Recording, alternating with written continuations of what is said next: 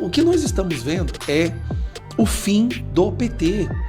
Se o povo do PT for esperto mesmo, e eles não quiserem que o PT acabe de uma vez por todas, eles vão ter que retirar o Lula da candidatura. Vamos dizer assim, o Messias pede para sair e o Lula fala: não, ao invés de sair eu vou te dar um cargo melhor, por exemplo, ministro da Justiça. Então, meus caros, a gente está às voltas com uma articulação que está ocorrendo que é bem interessante.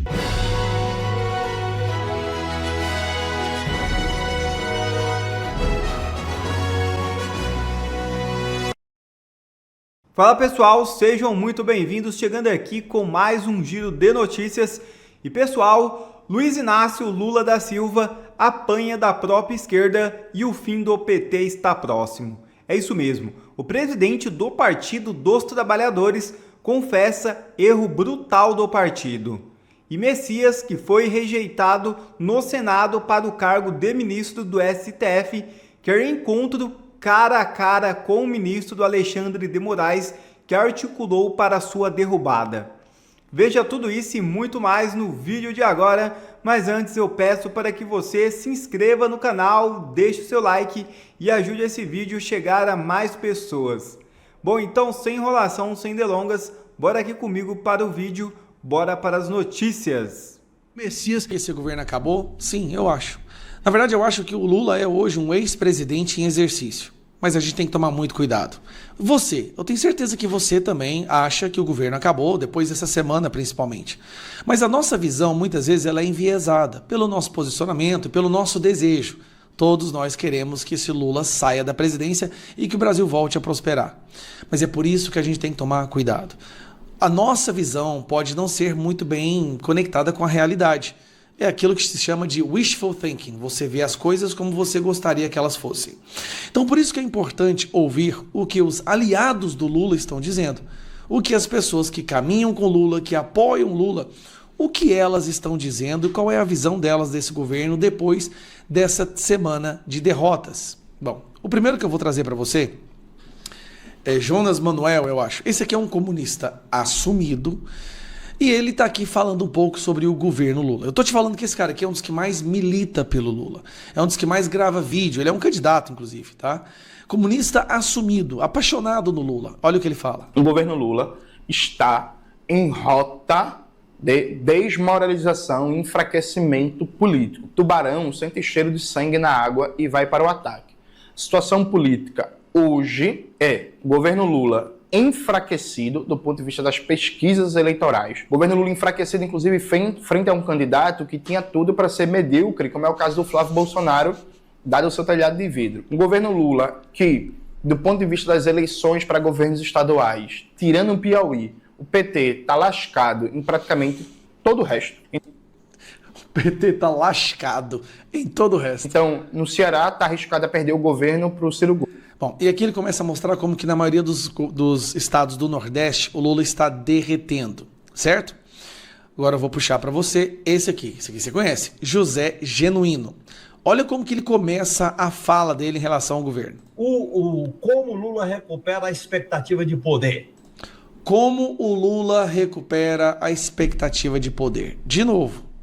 Como o Lula recupera a expectativa de poder. Então Lula perdeu a expectativa de poder. O José Genuíno já não acredita mais que o Lula possa ganhar. Ele já não vê expectativa de poder no Lula, um cara que está no poder. Vamos pro próximo. Esse aqui, Paulinho da Força, fez campanha pro Lula. Foi o primeiro presidente de partido a apoiar a candidatura do Lula em 2022. Acho que foi 2021, inclusive. O primeiro a pular no barco do Lula e fazer campanha para ele. Olha o que ele fala. Política no meio, tem muito da subida do Flávio nas pesquisas, mas tem muito também de insistência do Lula e de falta de diálogo e de falta principalmente de ouvir. Eu tenho dito até, João, que acho que o Lula, é a impressão que eu tenho, é bom lembrar que eu apoiei o Lula, não vou apoiar mais, mas apoiei. Eu adoro isso. Né? O Lula está governando só para quem visitava ele na cadeia, não é nem para o PT, para aqueles que visitavam ele na cadeia. Ou seja, eu imaginei, quando apoiei o Lula, que ele ia fazer um governo para o Brasil, né? Trabalhar para poder ajudar todo o Brasil, e não só aqueles que visitaram ele na cadeia. Lula só governa para quem visitou ele na cadeia e para quem está na cadeia hoje por corrupção, crime organizado, tráfico, facção criminosa. O que vocês estão vendo é todo mundo pulando do barco. E pulando do barco de forma pública, sem esconder. Essa pessoa que eu mostrei para vocês aqui, ó, essa aqui, ó. O governo Lula. Esse cara aqui, ele é um amante do Lula, um grande apoiador do Lula, um desses comunistas que amam o Lula. Ele tá falando nas redes sociais dele. É Jones Manuel, acho que é o nome dele. É nas redes sociais dele, ele tá falando, cara, tá desmoralizado.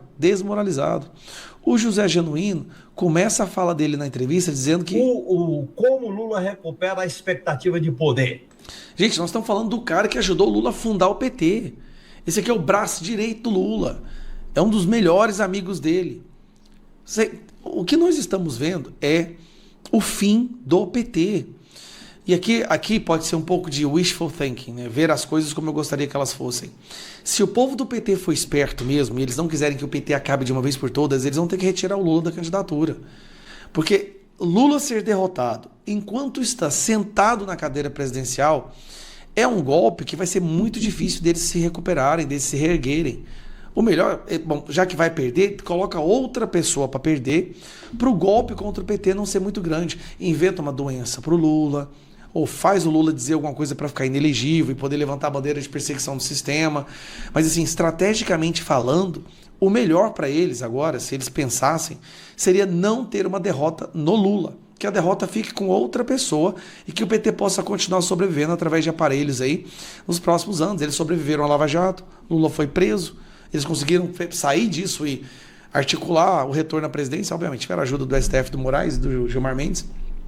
Mas o que a gente está vendo é essa semana de derrota, ela é na verdade o início de uma nova história no nosso país, que espero que se replique nas próximas semanas. Não quer dizer que a gente vai ganhar todas de agora em diante, mas vamos ter vitórias e cada vitória é um distanciamento a mais do Lula à continuidade do poder.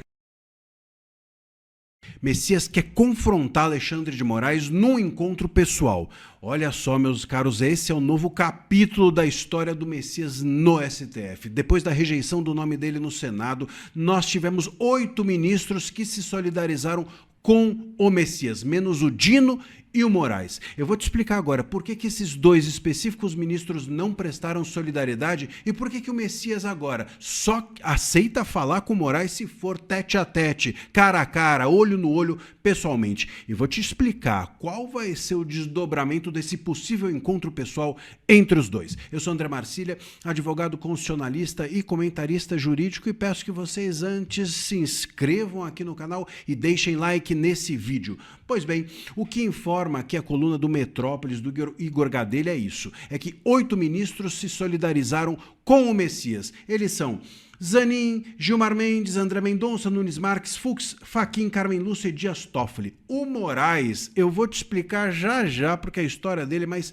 picante. Mas só para te dizer, por que o Dino não se solidarizou com o Messias? O Dino, ele tem uma rivalidade antiga com o Messias. Quando o Dino foi indicado e virou ministro do STF, quem estava na vaga, quem já estava na fila, quem também estava sendo cotado, era o Messias. Portanto, a rivalidade deles vem daí. E por isso que essa rivalidade que não acabou virando essa situação toda. Quando o Messias foi rejeitado, o Dino não prestou solidariedade a ele.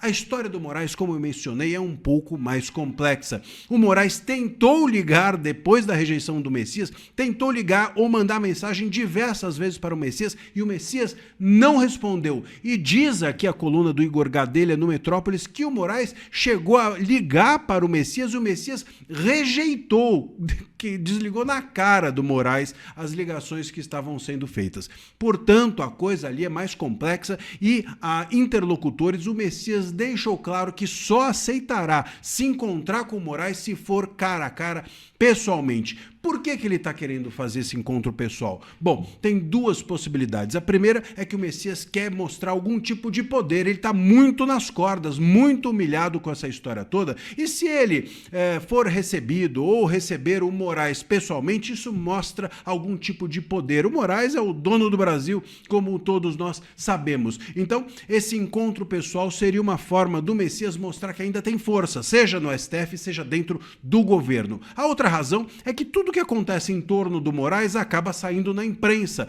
Pode ser que uma conversa dessa seja áspera, pode ser que uma conversa dessa seja espinhosa, e se for feita por telefone ou por mensagem, isso pare na imprensa e o Messias quer se preservar. Essa também é uma razão compreensibilíssima, aliás. O fato é que o Messias, como eu mencionei, está muito mal das pernas. Ele já, inclusive, chegou a dizer ao Lula que está pensando em sair da AGU em razão da dificuldade que ele tem hoje de conversar, por exemplo, com o ministro Moraes. O ministro Moraes, a gente já falou aqui, ele gostava do Pacheco. O nome, o indicado para ele deveria ser o Pacheco. Era o desejo dele, era o desejo do Gilmar Mendes, era o desejo do Alcolumbre, só que o Gilmar Mendes e o Alcolumbre foram práticos e resolveram a sua questão de outra forma. Deixaram o Pacheco para um segundo momento e acabaram lidando com o Messias como a gente sabe que lidaram. O Moraes não. O Moraes ele ainda insiste no Pacheco, quer o Pacheco agora e não esconde de ninguém que não gosta do Messias. Isso é uma coisa, eu já mencionei aqui com vocês no canal, uma coisa é o Moraes explicitar como ninguém que não gosta do Messias. Outra completamente diferente é dizer que o Moraes estava com medo de uma aliança do Messias com Mendonça, ou que o Moraes foi o grande articulador da direita ou das vitórias da direita. Isso tudo é uma narrativa que a grande imprensa quer que você acredite para mostrar que o Moraes é o todo-poderoso do Brasil nessas vitórias da direita, ou para mostrar que a direita em suas vitórias não foi tão grandiosa assim, que tentar diminuir com isso as vitórias da direita. Mas o fato é que realmente o Moraes não gosta do Messias e tentou provavelmente articular para que o nome dele fosse rejeitado. E por isso esse imbróglio todo, por isso essa aspereza toda na relação dele com o próprio Messias agora depois da rejeição. Portanto, meus caros, ele sabe, Messias, que se ele ficar na AGU, ele vai ter de dialogar com o Moraes. O Moraes é o dono do Brasil. Como é que ele vai dialogar com o Moraes na AGU, com esse clima que se instalou, com essa nuvem negra, essa nuvem cinza na cabeça dos dois? Então, um encontro pessoal talvez seja para tentar resolver isso, para tentar se colocar numa situação mais igualitária em relação ao Moraes e não na relação subalterna como o Messias ficou. Essa questão do Messias, inclusive, sair da AGU pode ser uma estratégia para fazer com que o Lula fique com algum tipo de remorso, culpa e queira fazer com que o Messias caia para cima. Vamos dizer assim, o Messias pede para sair e o Lula fala, não, ao invés de sair eu vou te dar um cargo melhor, por exemplo, ministro da Justiça. Então, meus caros, a gente está às voltas com uma articulação que está ocorrendo que é bem interessante. Por um lado, o Messias quer se encontrar pessoalmente com Moraes para mostrar poder, ou para não deixar suas conversas serem vazadas. Por outro lado, o Moraes sabe que articulou em desfavor do Messias e deve querer resolver essa situação de alguma forma. A gente não sabe qual vai ser a forma que ele vai escolher para resolver. E, por sua vez, o Lula vai ter que entregar alguma coisa para o Messias. O Messias foi um petista exemplar. Vamos ver o que o Lula vai entregar. E se entregar, provavelmente vai ser o Ministério da Justiça. Nós vamos nos dar mal dessa vez de qualquer forma. Se o Messias não foi para o STF, acabará indo para o Ministério da Justiça e uma coisa é ruim, a outra é péssima. Vamos aguardar. Deixa aqui no seu comentário o que você acha que pode acontecer com o Messias daqui para frente. Nos próximos dias, essa história toda vai se tornar mais clara para todos nós. Um abraço. E a confissão do presidente do PT. É isso mesmo. Edinho Silva concedeu uma entrevista de página inteira para o Estadão. Desarticulado como quase todo petista, fez uma série de confissões abomináveis e entregou a situação atual do PT, totalmente perdido, derrotado sem rumo. O diagnóstico é nefasto, dado pelo próprio presidente do partido, que reconhece que o PT errou ao não assinar a CPI do Banco Master. Na realidade, o PT fugiu da CPI. No manifesto elaborado no Congresso do partido, o Master foi retirado. Ignora o escândalo de corrupção, assim como faz com o Mensalão e Petrolão, e tenta terceirizar a culpa. Notoriamente, desde que Lula foi descondenado, o PT fez uma aliança com o Supremo Tribunal Federal. Daí, decorreram esses escândalos que hoje atingem ministros da corte. Agora, na véspera da eleição, depois de usar e abusar dessa parceria infame para perseguir inimigos políticos, fala em controle externo e em reforma. Tudo muito conveniente e repleto de incoerência. O povo brasileiro não é trouxa. O Brasil acordou. O fim do Lula e do PT está próximo. Obrigado a você que assistiu esse vídeo até aqui. Deixe o seu comentário e não se esqueça de se inscrever no canal e deixar o seu like. Até a próxima!